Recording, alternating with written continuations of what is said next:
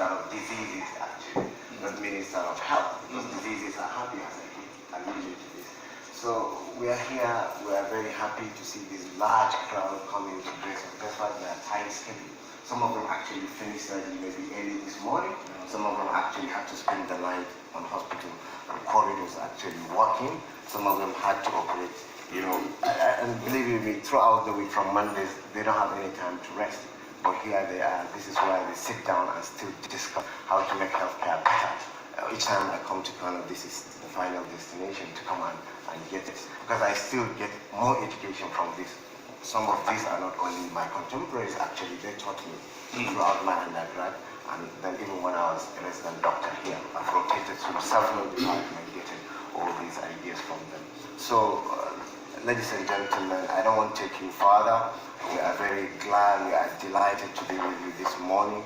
This is one of a kind, and I think it's going to be a record that this is the first party actually to come and see this bunch of good guys, and then we'll keep spreading the message, actually, because it's the responsibility of doctors wherever they are, because of what they sign up to the Hippocratic oath, to treat patients, to help all, and then to comfort all the families. And that's what they've been doing. Some of them actually in their third decade actually doing this very important work. And with them, really celebrate Nigeria from the Togim and from the Kotmer it has been into.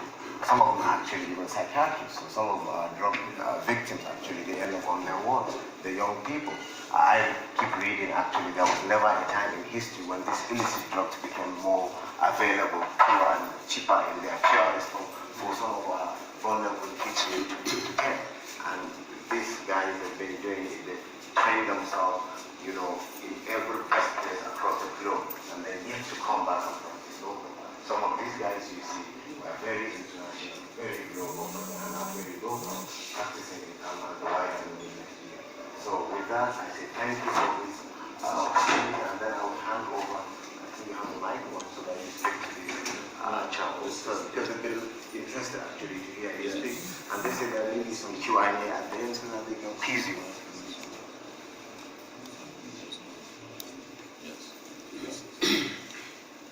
Well, thank you very much everyone for coming. I was told that you guys are on strike, so I'm surprised to see this many people in the room. But listen, I'm very delighted to be in your midst. I'm excited. I am not a consultant, but I'm aspiring to be a consultant so that we can treat all the medical and psychiatric healthcare issues of our leaders in this country. Our leaders are sick. A lot of them are physically sick. A lot of them are mentally sick. A lot of them are psychologically weakened. And we have a duty to save this country by first producing leaders who are healthy. Because as they say in the medical world, that a healthy mind will propel a healthy society and of course body. And what is also very important in this gathering today is that we have two categories of people in Nigeria. As I often say, people who are hardly working and people who are working very hard. But sadly, the people who are hardly working get paid better than the people who are working very hard. You work very, very hard. You spend hours upon hours in the theater, outside the theater, doing unimaginable work to keep people happy, safe, and healthy. And at the same time, you are responsible, unfortunately, to people who hardly work. We're talking about our politicians. Most of them, as we speak now, are having fun. This is a weekend. They are moving from one place to the other, attending parties, enjoying the money that they've looted from our Commonwealth. But you are here working and busting your behind, as they say. But unfortunately, we get consistently governed by people who don't know what we do, who don't even understand us, who don't believe in what we believe in. And we are, as young people and as a political movement, have decided that we want to marry responsibility with political consciousness. And is the reason we started the movement about 8 months ago, known as the Take It Back movement, that metamorphosed into a political party known as the African Action Congress.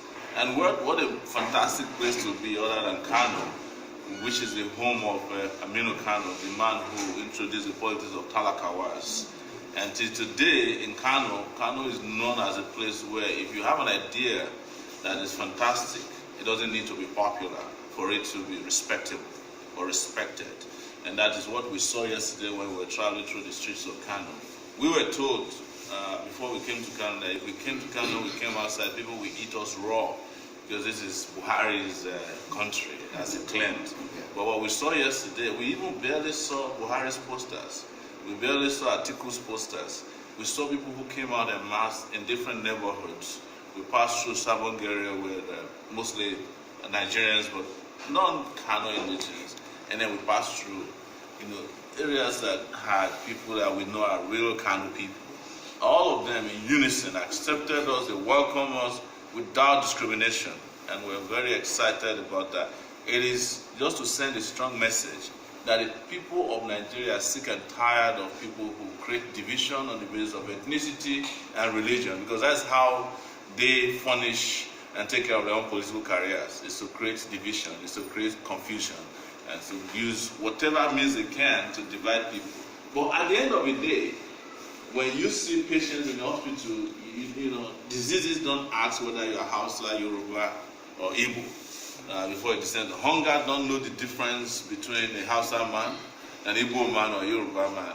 And what we have seen in this part of the country, because this is where I did my youth service, in fact, the poverty rate here is worse than anywhere else in Nigeria. And that is my experience traveling around here, doing my youth corps service here. And we want to make sure that poverty is not genetic to the north. That the northern part of the country, as the rest of the world, can actually be a place of happiness, a place of safety, a place of convenience and comfort for the people of the north or Nigerians as a whole. And that is why we decided that we will make Kano home of not only our physical selves but our ideological convictions. And the reason we chose Kano after Lagos to start our political campaign that started a few days ago. And we are happy to announce to you that the acceptance of our political conviction, our ideology, of our political philosophy and messaging is widespread across Nigeria. If anybody was not convinced about it, they saw it yesterday, that we are the only people who can freely move around in the city like Kano.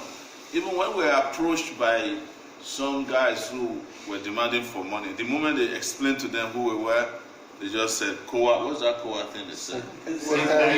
Kowa Sekai. Kowa Yabi. Yes. Kowa Yabi. They kept saying Kowa Yabi. The moment we explained who we are to them, they said Kowa Yabi. And we traversed this city yesterday with no single incident of violence or harassment or intimidation by anyone. It was total acceptance.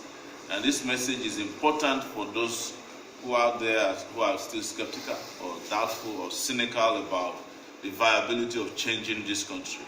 We can change this country, and this country is ready for the revolutionary change that we have been looking for, and we'll bring that about. Because when we use the word change, we have to be careful. It was a dubious word 4 years ago that was used to con our people into believing that there's a new political party in town that you guys know as the APC. They came with the word change.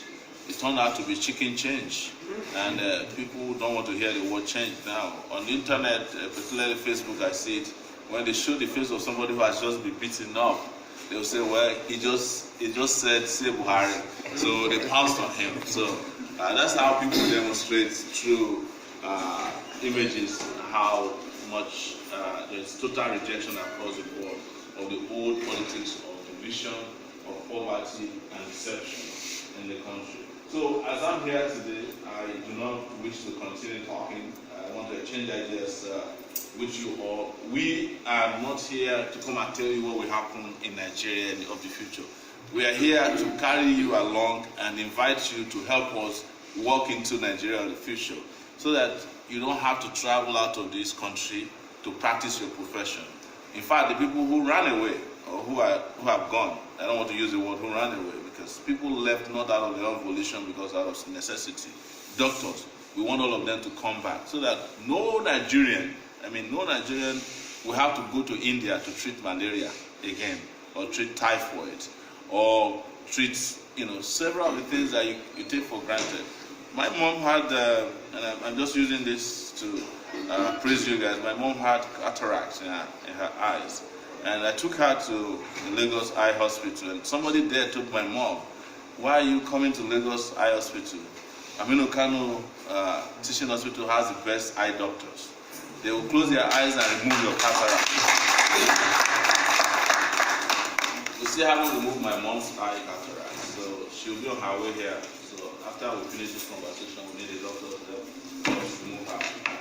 But most importantly, you need to remove the cataracts of the eyes of our people who are still hoping that they can see the future through the cataracted eyes of politics of 5,000 naira, of 2,000 naira.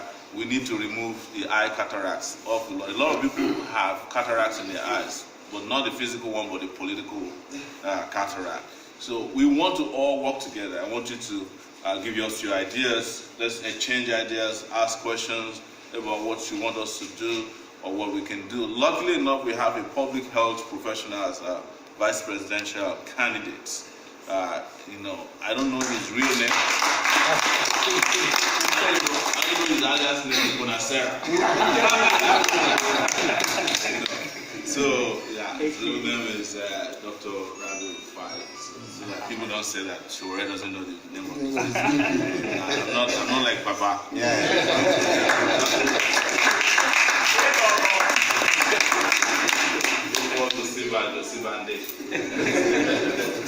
So, we're happy that you're here. Thanks for taking our time to interact with us.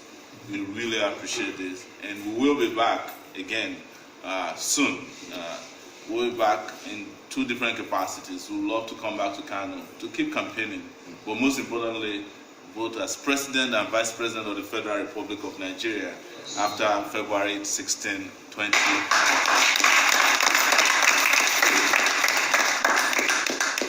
So I'll say finally, what we tell people is with these 2 guys, it's you buy one, you get 2 free. Yes. Yes. Thank you so much. Thank you so much. Some questions? Good morning, Mr. President and Vice President. My name is Dr. Abubakar Kaumi. I am a senior resident in the Department of Dental Surgery. I've been following you and I've been hearing about your ideas from my boss, your Chief of Staff. So I have 2 questions. One for you, Mr. President, and the other is for the Vice President. And then for the Vice President, I will be biased. Okay. Medical. So I will start with the Vice President. The medical world, the dental surgery or dental treatment, dental care is very expensive. So in the situation whereby you are the Vice President come 2019, inshallah, what will you do to incorporate whole of dental care into the National Health Insurance Scheme? And how will it cover, and how will you integrate it into the primary health care? Also the preventive aspects. The second question goes to Mr. President. I happen to be from the Northeast. I was born here in Kano. I grew up in Borno, Yobe. During the peak of insurgency from 2009 to 2015, I was there completely as a medical officer, as the head of dental department of the State Specialist Hospital, Damatru. One of the reasons why we joined you to change the previous administration was purposely insecurity. Yesterday, they shared some disturbing videos about the technically defeated Boko Haram, overrunning military bases, killing a lieutenant colonel, the CO of that base, 157 Battalion, I think, in Ganzai or something, local government. Yeah. So, as the president and the commander-in-chief, by the time you assume office, how different, how will you going to tackle this? Because we have been seeing checkpoints, bases, always repelling attack. Always, almost always. We have repelled, successfully repelled. And we are told that the best way to defend is to attack. So as the commander-in-chief, how are you going to tackle this insecurity once and for all? And then we'll move to the next thing that is disturbing us, because we cannot progress as people if we don't secure life and property, we don't secure our borders. Thank you very much. I'm going to use both my left and right hemispheres actually to answer a medical question. Well, you will remember back in the primary healthcare days, I think this is, I think the 50th anniversary, or even 40th anniversary of primary healthcare, 40th specific. Now more than ever, it came 10 years earlier, where mental health, dental health is a core component of what primary healthcare activities should be. But you realize that even in the more established, mature health system like the NHS of England, the dental services is outside some of the coverage of the NHS service, so as the ophthalmology services and so on. And I understand that even today, Britain is looking for over 40,000 nurses, even before the final Brexit deal come to, fruition and so on. So the whole world is scarce of what health manpower is a big issue. And you will agree with me that there are fewer dental surgeons. We just had our College of Dental Surgery in Kano, despite that our medical school has been in existence for quite a while. So it's in our dream actually to use big telescopic eyes that Sowore and I have actually to clone more dental surgeons and more dental actually therapists across Nigeria, and not to have this skewed distribution. They should all be at the primary levels actually depending on the case, and then we go up into secondary and tertiary, and it's also in our dream to have a very 21st century kind of healthcare service where some centers are going to be even supra-tertiary in nature, so that you can train people and then have them actually distributed across the country. So a key to this is actually to hold primary healthcare very dear to our hearts, and of course to see that dental health services are being given the due attention. Hardly people have their teeth examined, which should be at least annually. You understand? So that you will prevent dental caries, you can prevent other conditions that affect the mouth. Do you get what I'm saying? And then we are going to collaborate, because it's, you know it from training, it's quite multidisciplinary in nature, because some of it is a bit of surgical, some of it is public health, because you need some public health knowledge and public health actions like health promotion and health education to achieve much. I understand it's an area that did not receive the right attention from previous government, so thankfully I'm one that has some eyes into it. We will spread it all across the country. Even as I speak to you now, there are fewer College of Dentistries across our medical schools. You understand? From here, you have to go far Maiduguri. It would be important, as there's a medical school now coming up in Duzi actually to start thinking about faculty of dentistry. Thankfully now the number is increasing, but it's not in keeping with the demands that we need. From here to Sokoto, a stretch of land that there are dental schools. So you are speaking to somebody that actually is passionate about public health, and what you are saying can be or should be tackled first by public health actions, rather than the more tertiary stuff that we want to also think about. Sowore and I always talk about how we can put so much technology into it. At a point in time, I was putting hands into clinical decision support system, into developing algorithms to help doctors, so that we don't rely only on our cognitive abilities to solve human diseases, but we can also use the technology to leverage our clinical governance. So your question is very apt, and this is how we go about it. I hope you are convinced, not confused. Yes, I just want to answer the question relating to... Okay, before you answer, sorry, I, as one of the senior people that are here, one of the people behind this level, I would like to actually seize this opportunity to welcome you. Thank you. And your team to Kano and to Kano Teaching Hospital, and to the Medical and Dental Consultants Association's lounge within Kano Teaching Hospital. Together with us are the Association of Resident Doctors that are also part of this. I believe there is some element of hierarchy in whatever we do.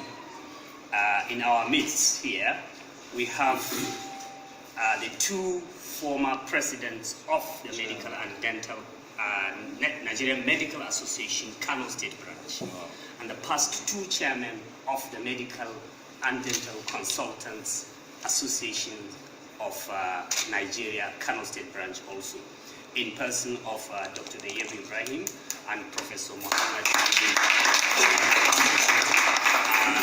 I believe we probably should give them an opportunity before you give us a red card to go, or a yellow card.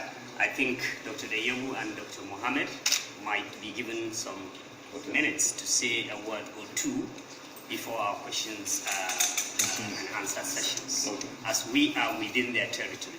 Thank you very much for allowing that.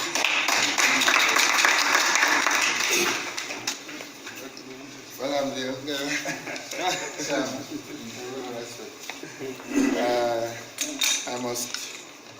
I can't afford to sit down when my president is sitting down. Your Excellencies, you have done an honor. You've given us an honor on maybe 2-3 situations which we must show our appreciation.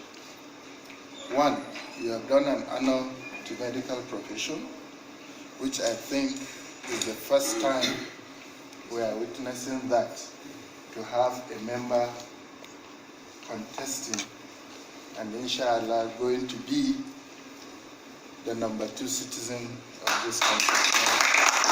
So it's an honor not just to us here in Kano, it is an honor to the medical profession. Secondly, it is also an honor to deem it fit to visit a crop of intellectuals who may have a say, but may not be the big needs of the society politically when you look at that. Because what politicians weigh individuals to be, they weigh them based on how heavy is their burden. Yes. But we thank you for this honor, because this shows that you have valued the weight of our brains. So thank you very much for this honor. And it is also an honor to come to our midst. This shows how humble you are and how humble the ideology of AAC is. So we thank you for these honors, and we will continue to remember that. Today I think my CV has raised to the sky level, because for the first time I'm sitting in front of 2 excellencies. Come February 16th, our level have changed. This is not the type of change you were talking about. So sir, we are going to contribute intellectually and in many other ways to your campaign, and also to shape your administration when you come February 2019. We are going to form a think tank where we are going to advise, where we are going to maybe draw a pathway so that healthcare in particular in this country will be improved and be taken to the highest level, not just the next level. Secondly, we are urging you, sir, there is no healthcare system in the whole world that has developed fully without private medical practice transferring to the level of an international standard. There must be a deliberate effort from any good government to see that it has delivered both public and private world-class healthcare services in each of the countries. All the places where people are going for medical tourism are going to those places to attend hospitals that are packaged, assisted by deliberate government policies, that you may not even find the manpower that we have here. To tell you the truth, I have been practicing as a specialist for close to 15 years. But naturally, there is no significant improvement in taking my practice to a level that I wish. So this is one of the reasons why people are not satisfied. It's not even monetary. Everybody wants to help his own kings and kings. But if you are not satisfied with the level of service you offer, people will start thinking elsewhere. It is mainly technology driven. We want your government to critically look at healthcare as a major source of internally generated revenue in the country than even oil. Most places now, healthcare provide their IGR more than any other commodity that they have or they are blessed with. You can only do that if you deliberately target the public hospitals by creating a special fund, like what I call tertiary health institution trust fund, that can help develop the facility, train our members. Whoever you see training in Nigeria now is only doing it out of his sweat. There is no deliberate effort to fund training. So if we can have that, you will develop the public health care to a special level that it will serve the people. And it must also target the private healthcare facilities by deliberately creating a zero-level financing so that we can develop our private services to the world-class level, where people will now be coming. We will now turn the tide so that instead of medical tourism, we will now be the tourism hub of healthcare in Nigeria. We can do that by so many ways. I don't want to bother you too much, but we will package whatever ideas that we have through one of our own so that it will reach you. We thank you for this honor. We appreciate your coming and we will support you always. I will add another Hausa vocabulary. Muma Mumbi.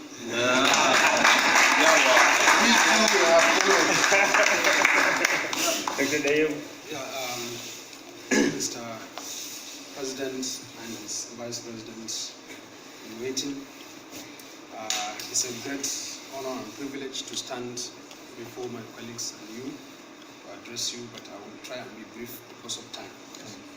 I will not dwell much on health issues because I have a firm belief that I have nothing to add with the number two as an international health policy expert of repute. So I'm sure he has all that it takes, better than my humble self, to advise you on health policy issues. As you are number two, we want to recall we share similar ideologies, the NEPU ideologies, the concern for the downtrodden. Currently, as things are in Nigeria, I have a firm belief that you would agree with me that the way government is being run will not take us anywhere because it is far to the exclusive preserve of the elites and to the denigration of the downtrodden. By far, in the whole of the globe, the way our system of governance is run is the most expensive. I stand to be corrected. And we cannot achieve much if this trend continues to be. And I hope, I don't want to give you much details about that. It is my hope that when you assume office, that must be changed to the benefit of the majority of the populace, because what we have in our government treasury is for all, not for only those few. And all the adequate policies and legislations that should reverse such trends should and must be put in place. That is the only way that many indices, including other social indices, could be changed for a better, for our Nigerian system.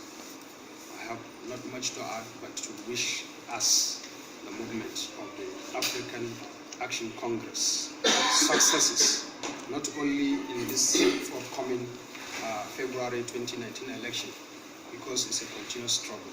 Yes. We must continue to strive. Right from this and onwards, the struggle must continue. We cannot afford to let Nigeria go down into history. Yeah. The history must be rewritten in the right way. Thank you very much. Thank you. Thank you so much. Thank you, Mr. Yes, Chairman, thank you so much. I want to say quickly that when we started out to run, we did a survey of Nigerians all over the world and asked what is their main priority. It turns out to be health. Most Nigerians, about 70% of the respondents said they want improvement in healthcare to them. A lot of people can't find doctors whenever they want.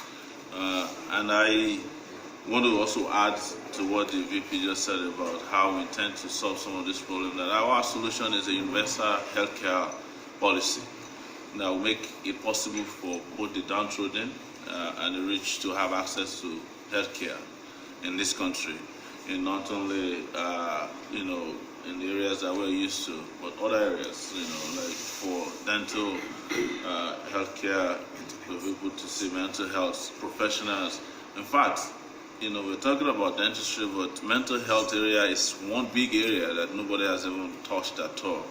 A lot of people have a lot of issues in this country. And like somebody said, politically, a lot of people have, they're undergoing depression right now. And a lot of others are also having anxiety about the future. These are serious political health, mental health issues. In other places, people attend to them. Additionally, we want to let you know that one of the things we have as a priority is to recruit and send into Nigeria 160,000 to 200,000 public health professionals, doctors, immediately as soon as we take over office, so that people can have access to even check their blood pressure, which most people have never done. Behind your back, I make fun of doctors in Nigeria that you only have 2 diagnoses when you come and see you. It's either malaria, and then after 3 days you upgrade it to typhoid. But that's the prevailing situation. Having said that, thank you once again, and I want to quickly answer the issue of Boko Haram by saying 4 things that are responsible for what you are seeing today with Boko Haram. I covered Boko Haram extensively as a journalist. I know what's going on. And the first thing is that there's no correct leadership in the military. The leadership in the military is weak, is compromised, is corrupt. I'm saying it, you're hearing it from me, and I've said it several times, I've documented it, and that is the problem. The second is that the military has no business in public civilian policing. A lot of our military personnel are involved in quelling civil rights strife in villages, towns, and cities, instead of leaving that completely to the police. So in about 30 states in Nigeria today, military men are drafted to be manning roadblocks, fighting traffic, most importantly escorting VIPs all over the place. They have no business doing this, but that's what we're doing. So the thing is to separate the military so that they can defend the territorial integrity of Nigeria whenever Nigeria feels threatened, and the police to be strengthened enough to do policing work, which has not been going on for a long time. The police completely has retreated from the business of policing. The number 3 thing here is that our weapons that we have are not up to standard to fight the kind of modern insurgency that we are facing. You must have seen a video that has been going around in the last few days. They were made by soldiers. The soldiers are saying that their T-72 tanks were bought in 1983. Also, I have documented this. There's nowhere in the world where military travels around in open roof vans to fight, insurgents. They use what they call armored personnel carriers. Even armored personnel carriers sometimes are not adequate. Every day they keep improving upon them. But you know what they do in Nigeria? They get the contracts, they give it to somebody somewhere in Abuja, they go and import vans, they take it to whether to be adding some accessories to it, including gun carriers, and then they start driving inside the desert. And when Boko Haram ambush and kill, we start shouting that they have killed our soldiers. The last thing I'll say is that terrorism in Nigeria has become a business. Big, profitable business. I'm telling you. I don't want to mention, but we are coming from somewhere now that somebody was telling us. We sat with someone and said, this place was built by a senator. He made his money when Yar'Adua was in power. He made more money under Jonathan. And they made all this money from the fight in the northeast against terrorism. It's big business. If the Nigerian army that defeated insurgents in Liberia ended the one in Sierra Leone cannot defeat Boko Haram, just know that there is a business going on under there. What we are coming to do is to end that business. We will end the business by being in charge and commanding the armed forces of Nigeria. Most importantly, we have to fire our commander-in-chief right now. The man doesn't know what he's doing, and we cannot be wasting our time promoting and voting for the same people who have failed us in the last 3 years.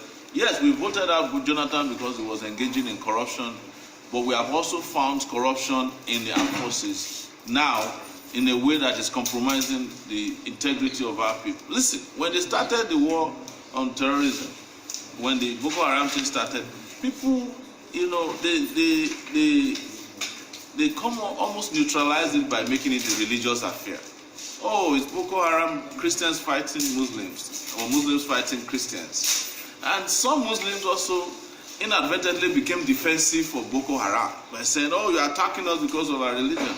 Today, Boko Haram is no longer killing Christians. They are killing anybody they can find, particularly Muslims.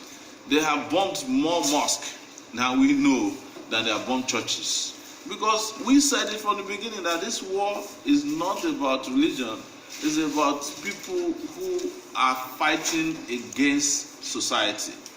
And it is what society did years ago. The education we refused to give children where they needed it in Maiduguri is what is fighting back. The poverty that our politicians promoted is what is providing the ready-made army of young people who are willing to go and die for Boko Haram leaders. So having understood this, having studied it, having worked on it, I'll give you, and I'm not making mouths, as I say, I'm not bragging. Knowing what I know about the war against terrorism, I can tell you that we can take care of Boko Haram in a matter of months. And it's not going to involve dialogue. It involves governments being governments, the army becoming the army again, and not business people. Getting rid of generals who are businessmen. Generals who want to be businessmen should be allowed to do business. Soldiers are fighters, and they should be allowed to fight with all the equipment and the training and the protection they need. Soldiers are crying out to us. This is the first time in Nigeria's history that soldiers are begging civilians to come and help them. If this was in the 80s, we would have had a coup. Absolutely. Over this nonsense that's going on in the Northeast. The soldiers would have marched into. It's only that coups are no longer acceptable for way of overthrow. I'm telling you seriously, what we have been toying with our soldiers in the last few years would have caused a coup in Nigeria if we were in the 80s. They wouldn't have taken this from us. But with the right kind of leadership in place that would bring about real leadership in the military, in the armed forces, professionalizing it, providing training, and providing protection and weaponry that is expected of modern warfare, guerrilla warfare, where we fight these guys to a standstill. And when we fight them to a standstill, they will be the ones calling for dialogue, not the army begging ragtag armies that they want dialogue. So that's my position on this. As you know, and I say finally, anytime I'm responding to issues that have to do with deep policies, I'm very careful not to reveal too much because APC people are watching us and they like to steal our ideas.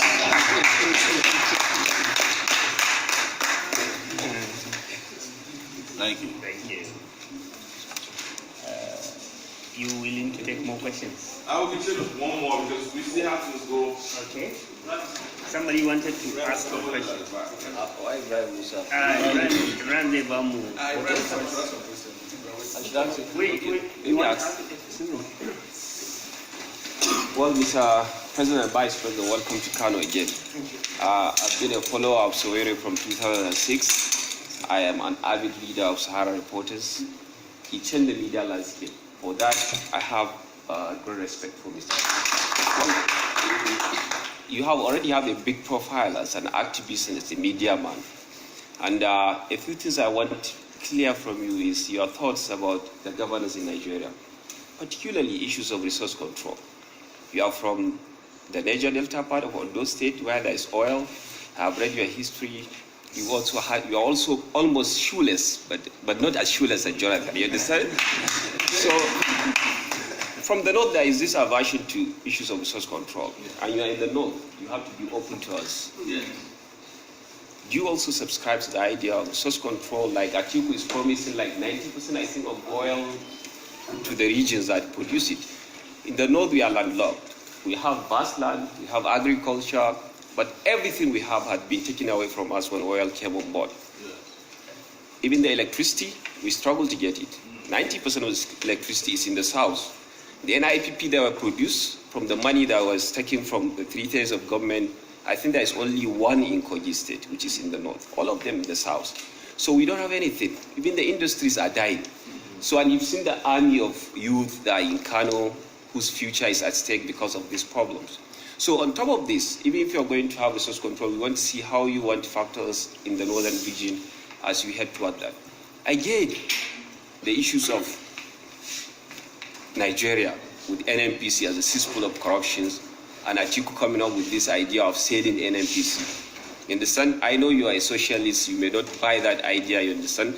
But I want to know, what exactly do you want to do with NNPC when you happen to be at the center, which is the thing that is giving the money to the country, and every president seems to be de facto Minister of Petroleum because of the money that is there. You understand? And another thing is the issues of this prevailing insecurity. Northeast seems to be taking the attention, but there is much more problem now with clash between Hamas and Hades. You go to Zamfara, every day people are contributing money to save kids that have been kidnapped. Kidnapping is becoming a big business now. We never knew about kidnapping now, but you're lucky that you have a policeman protecting you. With Sowere's name tag, probably when you go outside, somebody can decide to take you and get like 2 million naira, 3 million naira from Sahara Reporters. And this thing is been going even unreported.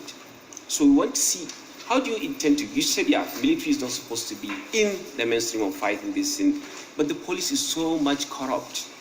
It's so much inefficient. You don't even rely on anything. The system is so much bad that you don't trust anybody now. And you're here, you are young, we're happy, you belong to our generations, you have the energy, you have everything to take us to that promised land. So I really want to see clear thoughts, not really saying that, okay, we'll do that, we'll do that. Clear thoughts on how we are going to do that. And again, I want to make reference to what my former chairman said. He was trying to project healthcare as a revenue-generated instrument. And I know healthcare all over the world we are treating as a social security concept. You seem to have bought into that idea, but you have not crystallized that. Are you buying truly that you're going to make healthcare a commercial adventure where you make revenue from it? Or you are trying to make it as social as closer to what we see in the single-payer system, now that we have a system where we are paying healthcare under 3 tiers of government, which is a very cumbersome thing, you understand, with probably less than 5% universal coverage. So these are the few things that I want to get from Mrs. Sowore, and I wish you good luck in your adventure. Thank you so much. The last question so that we can answer all of them at once. Last question, please. Thank you very much. It's my pleasure to stand before my senior colleagues, my colleagues, and president of the ACC to speak. Okay, thank you very much. As a stout journalist, we have been following you for a very long time, and I'm very impressed and happy the way you gave about 4 points through which you tackled Boko Haram. Another very important sector, because you are here, most of the people sitting in front of you are clinicians and as well as academicians. And as you are aware presently, the Academic Staff Union of University are on strike. I also want to hear from you how you hope to solve this problem of ASU, which has been on and on for in and out for many years. And you've had so many documentaries on Boko Haram, and I'm sure you also have the same on the education sector. So please, we want to hear what you have, the specific plans which you will tackle, because we have many of our younger ones presently at home. And you know, if we don't solve this problem, some of them still will be the ones that will be recruited through this Boko Haram and this kidnapping issue which we are talking about. So it's a really big menace. So how do you hope to tackle this issue of Academic Staff Union, closing down the entire universities of the countries, and so on and so forth? Thank you very much. Thank you. So the question of the governance, I'll go straight into it. And resource control is a big masquerade in the room that you're talking about. And I want to answer by saying, you know, people who are saying or shouting about resource control have no idea what, in some ways, resources mean or resource mean. They don't understand something that I come from that region, that even oil as a resource has a limitation of a timeline. That's, you know, the lifespan of oil is no more than another 10 years before it will become a useless resource. The reason is simple. Technology is driving how cars are made, aeroplanes are made. A lot of cars are no longer going to rely on petrol in the next few years. They're going to rely on solar energy. And one of our cardinal ways of generating energy in Nigeria is to come to the north and use solar energy to be a major source of generating electricity. So if solar energy becomes a major source of generating electricity, and most of the solar farms are based here in the north, so you are going to be the owners of the next oil. And as a result, you will be the ones actually shouting for resource control when it's time, because everybody will be buying electricity from the north or energy from the north because you are using renewables to generate energy. One of the things I want, by the time you get there, however, I want even the people who will come together in Niger Delta that, listen, Nigeria as a country, we might have poor people, but don't forget that this year alone, a state called Kebbi generated, I think it's Kebbi, where they grow rice. They generated 150 billion naira from rice cultivation alone. The state, if they decide, don't even need to go to Abuja to go and ask for oil revenue. That means people are getting creative in the way they generate resource in this particular part of the country. But most importantly, let me also go philosophical. Let's assume that, you know, the Niger Delta becomes Christmas tree at night. Sure. They have so much wealth, but they are yet surrounded by poverty. You know, from Benin, Edo State to, you know, Kogi State. Do you think that the rest of the country will be looking at you if you are wealthy and you are just there? They just, look at Niger Delta area. They have money, but the rest of us, we don't have money. We just wake up and pray for them every morning. They will invade the place. America is an example. America has the best army, navy, air force in the world. But whenever poor people want to come to America, you heard about the latest caravans. Everybody start moving towards America. America cannot do anything about it. Even if they construct the wall that Donald Trump is planning to construct, people will burrow through the wall, under the wall. People will jump over the wall. They will create aircraft that can deliver people on the other side. You know, a one-time, you know, aircraft. Stupidity is the way I call it when people say they want to construct walls. Walls cannot stop poor people from going over to poverty. Why do you think young Nigerians are willing to go from here, Kano, here, to Agadez, from Agadez to Libya, and from Libya to Europe? And then they know that most likely they will die in the Mediterranean Sea, but yet they will make it. Because when people are poor, they will do everything to climb out of poverty. So people who are talking about resource should not forget that the biggest resource Nigeria has got are the Nigerian people. And that one you can't control.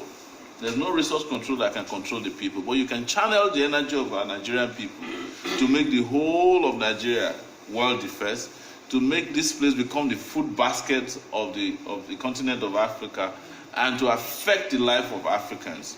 That is the president that I'm going to be. It's not the president that is fighting for one section of the country to be rich while fighting for the rest to be poor. No. And what is most important is for Nigeria to have leaders who can control and manage, not control, but manage its resources. When the resources are properly managed, nobody will ask for resource control again.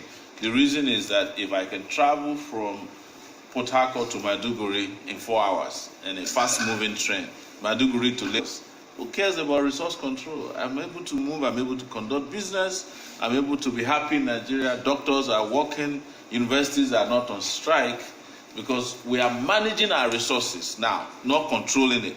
Because the people who are shouting for resource control the most, do you know them? The Jonathans of this world. What did they do with the resources that they had? They had oil selling at the point almost $120 per barrel. The resources, money came in. The Niger Delta today is poorer than when oil was selling because of the characters that were managing the resources that they were controlling. That is the fact that 13% of Nigerian revenue still goes to the Niger Delta region. So I'm not here to divide Nigeria, and I'm not here to conquer Nigerians. I'm here to manage the resources of Nigeria so that the people that we call Nigerians can become the biggest resource to themselves, and that they can become happy as a result. And we will no longer have the North versus the South. Some people are actually calling for regional governments. But the truth is this, which region today can manage its resources? Even when you create the regional government, where are you going to find the people to manage the regions? Where are the Aminu Kanos again? Where are the Bafemi Awolowos again in Nigeria? Where are the Michael Okparas again? They don't have them anymore. So you create regions, the regions are still going to be managed by the thieves who are trained in Abuja, who will return to their various regions. That's true. Yesterday I got a boo-boo, Babariga, yes. But he didn't have pockets to put dollars. I wasn't happy.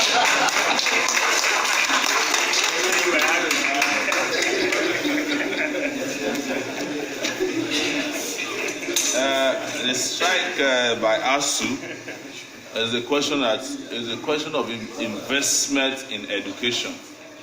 Yesterday, I went on AIT, if anybody watched me on AIT, and they were asking, what do you do to take out children who are out of school? Majority of them, by the way, are here in Kano and in North. And I said to them, we have to be specific. How much do we want to spend on every child that is out of school? And my proposal is we take 100,000 naira per child and put them back in school. That 100,000 will buy them uniform, 2 pairs each. This is a social experiment that I want to do, and I hope they'll let me do it. It will give them lunch twice a day, food twice a day. They have a brunch as soon as they arrive school. Before they leave, they'll have lunch, right? Not the one they put inside nylon bag, real lunch, right? And it will let them see a doctor. We put a sick bay in every school, right? It will build toilets, it will hire them teachers.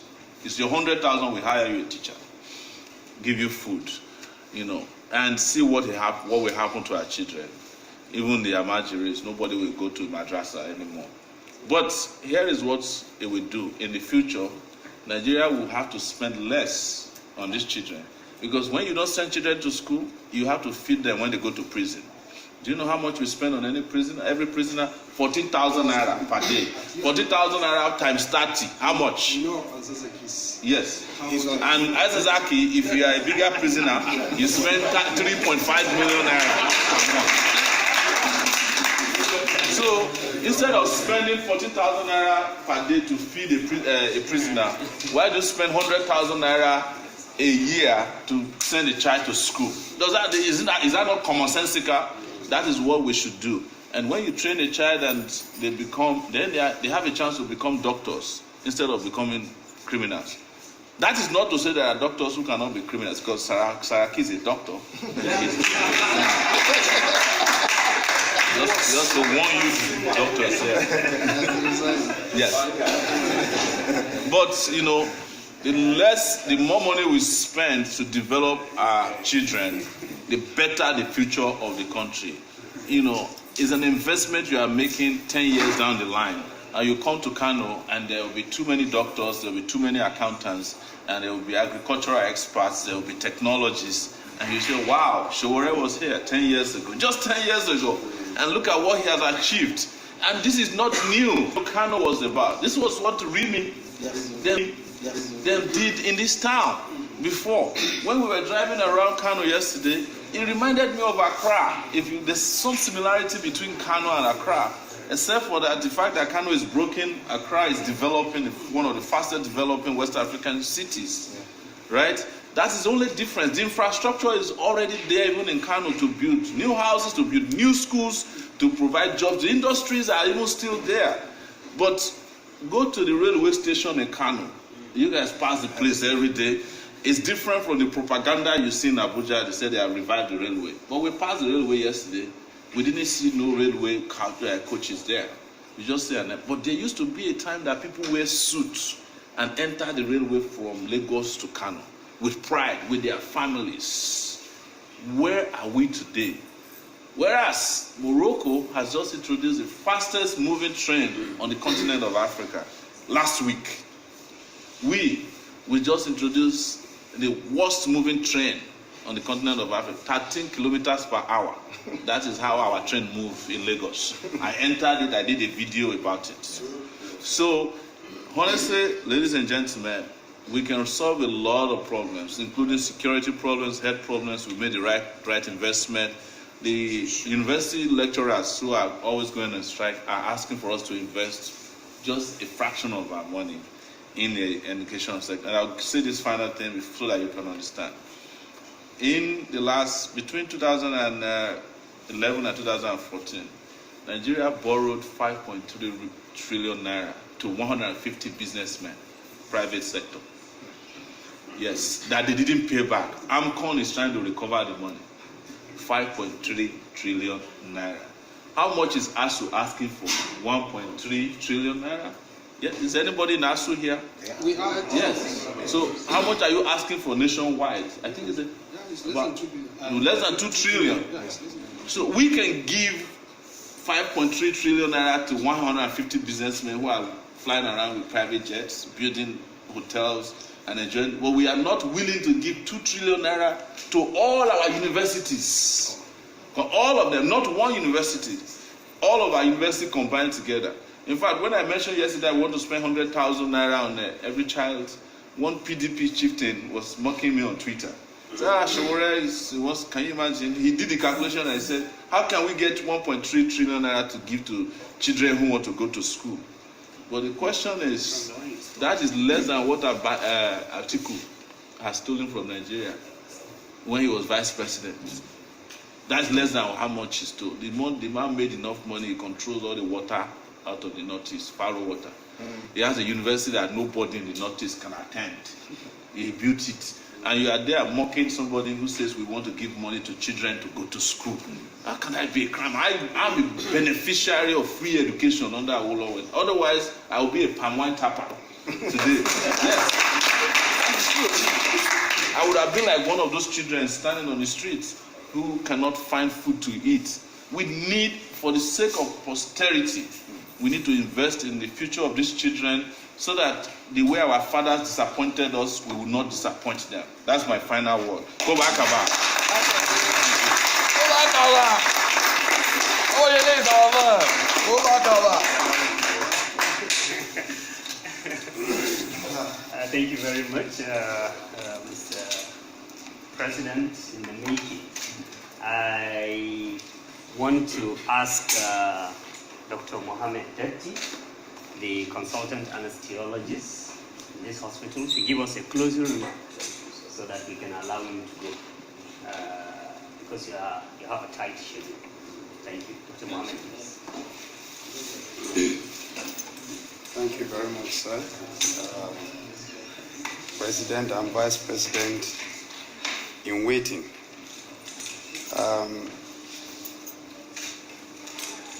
I'm sure we are convinced you are not one of the pretenders, the real contestants to the offices of the land. And